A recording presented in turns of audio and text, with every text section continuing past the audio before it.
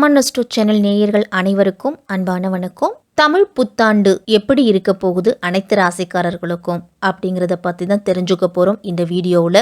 முயற்சியை விதையாக்கி நம்பிக்கையை உரமாக்கி வெற்றி பயிரை அறுவடை செய்வோம் அப்படிங்கிற பொன்மொழியோடு இந்த தமிழ் புத்தாண்டு எப்படி இருக்க போகுது அப்படின்னு தான் தெரிஞ்சுக்க போகிறோம். ஏப்ரல் மாதம் 14/4/2025 திங்கட்கிழமை நமக்கு பிறக்குது. அதே மாதிரி சித்திரை மாதம் 1ஆம் தேதியை தான் நம்ம தமிழ் புத்தாண்டா கொண்டாடிக்கிட்டு இருக்கோம். தமிழ் புத்தாண்டு குரோதி வருடம் முடிந்து விஸ்வாவசு அப்படிங்கிற ஆண்டு நமக்கு பிறக்க இருக்குது. உலகத்துல உள்ள எல்லாருமே நிறைவாகவும் மகிழ்ச்சியாகவும் வாழ போகிறோம் அப்படிங்கிறது தான் இந்த விஸ்வாவசு அப்படிங்கிறதுக்கு உண்டான பொருள். வருட கிரகங்களான சனி பெயர்ச்சி, ராகு கேது பெயர்ச்சி, குரு பெயர்ச்சி இதை வைத்து தான் விஸ்வாவசு வருடம் அப்படிங்கிறது கணிக்க போறோம். சனி பகவான் மார்ச் 29/3/2025 தான் திருக்கணித பஞ்சாங்கப்படி கும்பராசியிலிருந்து மீன ராசிக்கு பெயர்ச்சி அடைஞ்சிட்டாரு. சித்திர மாதம் 31ஆம் தேதி குரு பகவான் ரிஷபராசியிலிருந்து மிதுன ராசிக்கு பெயர்ச்சியாக போறாரு.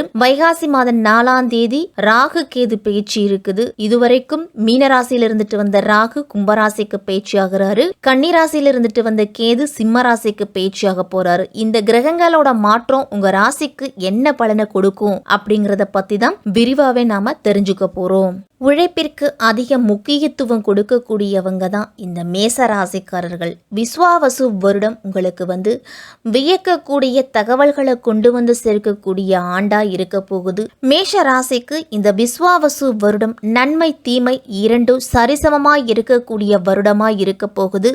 மேஷ ராசிக்கு 7.5 சனி தொடங்கிருச்சு. அதனால அதனுடைய தாக்கம் குறையும் விதமா 11ஆம் இடத்துக்கு ராகு வர போறாரு.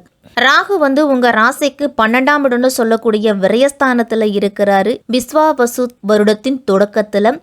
அதன் பிறகு 11ஆம் இடம்னு சொல்லக்கூடிய லாபஸ்தானத்துக்கு போறாரு. லாபஸ்தானத்துக்கு ராகு பகவான் போறதால சனி பகவானுடைய தாக்கம் அப்படிங்கிறது குறையும். 7.5 சனியை நினைச்சு பெரிதா பயப்பட வேண்டிய அவசியம் மேசராசிக்காரர்களுக்கெல்லாம் இருக்காது. மேஷராசியில சூரியன் உச்சமா இருக்கிறாரு. அப்ப எப்பேற்பட்ட பிரச்சனையும் உங்களுடைய ஆளுமையால சமாளிக்கக்கூடிய பக்குவம் அப்படிங்கிறது மேசராசிக்காரர்களுக்கு வந்துடும். 7.5 சனியில விரயச்சனி அப்படிங்கிறது சனி பகவான். அப்ப விரயங்கள் அப்படிங்கிறது கொடுக்கும். தனம் வாக்கு குடும்பஸ்தானத்துல சனியோட பார்வை இருக்குது. அப்ப தனம் அப்படிங்கிறது வர வகையிலையும் சரி, செலவு பண்ணக்கூடிய விதத்திலையும் சரி, நீங்கள் சம்பாதிக்கக்கூடிய விதத்திலையும் சரி கவனத்தோடு இருக்கணும். கவனத்தோடும் கையாளணும். கடன் வாங்குவதையோ கடன் கொடுப்பதையோ தவிர்த்துக்குங்க. ஒரு சொல் கொள்ளும் ஒரு சொல் வெல்லும் அப்படின்னு சொல்லுவாங்க. அப்போ வாக்குஸ்தானத்தில் சனி பகவான் இருக்கும் பொழுது யாருக்கும் வாக்கு கொடுப்பதையோ சூருட்டி கையெழுத்து போடுறது, பணம் வாங்கி கொடுக்கறது, இது போன்ற விஷயங்கள்ல ரொம்ப கவனமாக இருக்கணும். குடும்பஸ்தானத்தில் சனியோட பார்வை விழுது அப்படிங்கிறதால குடும்பத்தில் சலசலப்பு அப்படிங்கிறது பஞ்சமே இருக்காது. உங்களுக்கு ஏதாவது ஒரு பிரச்சனை அப்படின்னு இருந்துக்கிட்டு இருக்கும். அதெல்லாம் காதில் வாங்கி போட்டுக்காம இந்த காதில் வாங்கி இந்த காதில் விட்டுட்டு போய்கிட்டே இருக்கணும். காலையில் சண்டை வந்துச்சு அப்படின்னா மாலையில் சரியாகக்கூடிய சூழ்நிலை அப்படிங்கிறது வளர்த்துக்கணும். மேசராசிக்காரர்கள் அனைவருமே.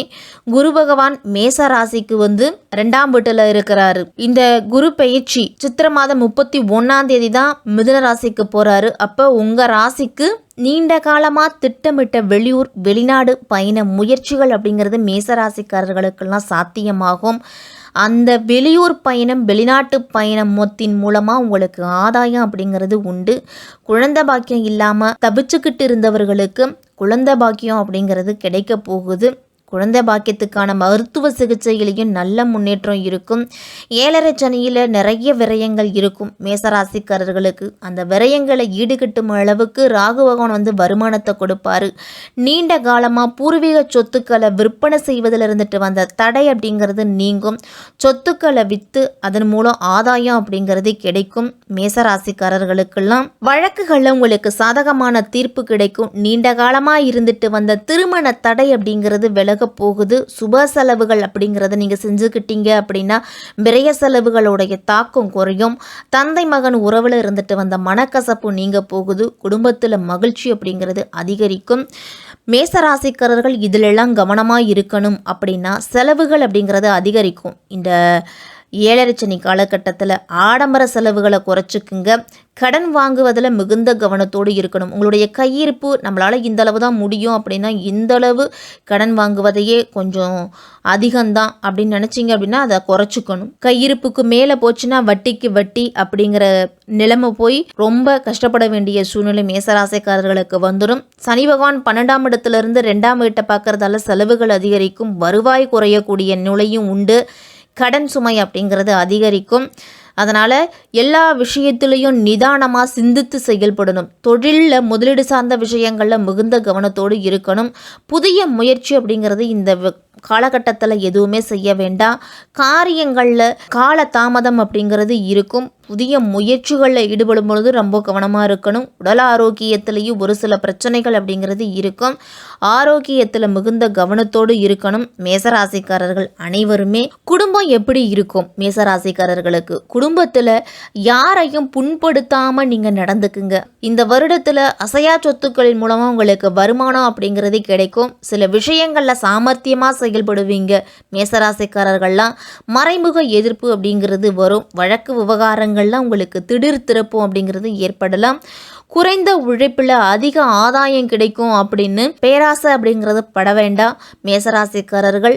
அதே மாதிரி புறம் பேசுபவர்களெல்லாம் இனங்கண்டுகிட்டு அவர்களை ஒதுக்கி வைக்கிறது தான் நல்லது. குடும்பத்தில் ஏற்படக்கூடிய சில அனாவசியமான பிரச்சனைகளை எல்லாத்தையும் கண்டும் காணாமல் இருக்கணும். செய்கின்ற தொழிலில் எதிர்பார்த்த வருமானம் கிடைக்கிறதுக்கு கடுமையான உழைப்பை போடணும். மேசராசிக்காரர்கள் எல்லாருமே முன்பின் அறிமுகம் இல்லாதவர்களுடைய உதவி அப்படிங்கிறது உங்களுக்கு கிடைக்கும். அலைச்சல் தரும் வேலைகளை குறைச்சிக்குங்க. அனாவசியமான பயணங்களையும் தவிர்த்துக்குங்க. உத்தியோகத்திலலாம் அலைச்சலும் வேலைப்பளமும் அதிகரித்தாலும் அதற்குண்டான பாராட்டுதலும் உங்களுக்கு கிடைக்கும். இந்த வருடத்தில் அலுவலக ரீதியான பயணங்கள் நீங்கள் சென்று வருவீங்க. சக ஊழியர்களை நம்பி எந்த வேலையையும் நீங்கள் ஒப்படைக்க வேண்டாம். சிலருக்கெல்லாம் இந்த ஆண்டு விரும்பத்தகாத இடமாற்றம் கிடைக்கும். வேலை தேடிக்கிட்டு இருக்கிற மேசராசிக்காரர்கள் எல்லாம் என்ன வேலை கிடைச்சாலும் அதை இந்த வருடத்தில் செய்துக்கிறது நல்லது.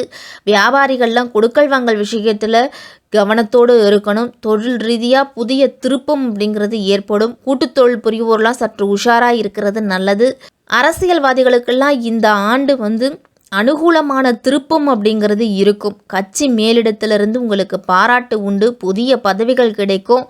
கலைத்துறையில் இருக்கிறவங்களுக்கெல்லாம் தேடி தேடி அலைஞ்ச புதிய ஒப்பந்தம், நல்ல வாய்ப்புகள் கிடைக்கும். உங்களுடைய ரசிகர்களுடைய ஆதரவு அப்படிங்கிறது இந்த வருடத்தில் சற்று குறைந்தது போல இருக்கும். அதனால உங்களுடைய தொழிலில் அதிக கவனமும் உங்களுடைய செயல்பாட்டில் நிதானமும் இருக்கணும். மேசராசிக்காரர்களுக்கு பெண்களுக்கெல்லாம் இந்த புத்தாண்டில் 3 கிரகங்களோட பேச்சு இருக்குது. 7.5 சனியும் தொடங்கி இருக்குது. அதனால் பொறுமையும் நிதானமும் அதிகம் தேவைப்படும். மேசராசிக்காரர்களுக்கெல்லாம் சுப செலவுகளை மேற்கொண்டீங்க அப்படின்னா வீண் விரயங்கள்லேருந்து நீங்கள் விடுபடலாம். அடகு வைத்த நகைகள் எல்லாத்தையும் மீட்டு வருவீங்க. கணவன் மனைவிக்குள்ளே அந்யோன்யம் அதிகரிக்கிறதுக்கு அதிகமான விட்டு கொடுப்பு அப்படிங்கிறது இருக்கணும். பிள்ளைகளோட சுபகாரிய பேச்சுக்கள் எல்லாம் முடிக்கலாம். தாய் வழி சொந்தங்களில் உங்களுக்கு நல்ல ஆதரவு அப்படிங்கிறது கிடைக்கும். குரு பகவானுடைய வக்கர காலகட்டத்திலையும் சனி பகவானுடைய வக்கர காலகட்டத்திலையும் சற்று கூடுதல் கவனத்தோடு இருக்கணும் மேசராசிக்காரர்கள். பொருளாதார நிலையில் எந்த குறைவும் ஏற்படாது. பெண்களுக்கெல்லாம் மாணவர்கள்லாம் படிப்பில் கவனத்தோடு ஈடுபடணும். அதே மாதிரி விளையாட்டில் பங்கு பெற்றீங்க அப்படின்னா நல்ல முன்னேற்றம் இருக்கும். இந்த ஆண்டு முழுவதுமே செவ்வாய்க்கிழமை தோறும் அருகில் இருக்கக்கூடிய முருகன் கோவிலுக்கு சென்று முருகனை வழிபட்டுட்டு வாங்க. ஓம் சரவணபவ அப்படிங்கிற மந்திரத்தை தினமும் 11 முறை சொல்லி வந்தீங்க அப்படின்னா உங்களுடைய தேவைகள் அனைத்துமே பூர்த்தியாகும். உங்களுடைய தன்னம்பிக்கையும் தைரியமும் அதிகரிக்கும். சனி பகவான் விரைய சனியாக உங்களுக்கு வராரு அப்படிங்கிற போது நவகிரகத்தில் இருக்கக்கூடிய சனி பகவானுக்கு எல் தீபம் ஏற்றியே வழிபட்டுட்டு வாங்க. அன்னதானம் கொடுங்க. உங்களால் முடிஞ்ச பொழுதெல்லாம் ஒருத்தருக்காவது ஒரு வயதானவர்களுக்கு டீ வாங்கி கொடுக்கலாம். ஒரு வாயில்லா ஜீவன்களுக்கு உணவு கொடுக்கலாம். இப்படி ஏதாவது ஒரு தானம் அப்படிங்கிறத நீங்கள் செய்துக்கிட்டு வந்தீங்க அப்படின்னா விரைய சனி காலகட்டத்திலேயே மேசராசிக்காரர்களுக்கு நல்லது அப்படிங்கிறது கண்டிப்பாக நடக்கும்.